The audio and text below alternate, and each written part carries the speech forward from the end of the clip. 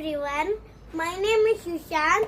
Today I am telling about Mahakumbh Mela. Mahakumbh Mela is biggest festival in India. Not only in India, it is biggest festival in the world. Kumbh Mela is celebrated once in 3 years. Ardha Kumbh Mela is celebrated once in 6 years. Purna Kumbh Mela is celebrated once in 12 years.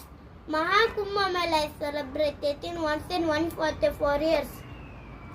Mahakumbh Mela is held in Prayagraj, Uttar Pradesh.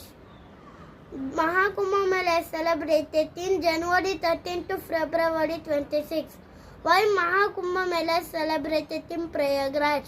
Mahakumbh Mela is celebrated in Prayagraj because of three holy rivers meet at this point. Ganga, Yamuna, Saraswati, called Triveni Sangrama. Mahakumbh Mela is not just a religion festival, it is also unity and culture. Mahakumbh Mela tells us to protect our rivers and environment. Thank you everyone for watching my channel. Please share and subscribe to my channel.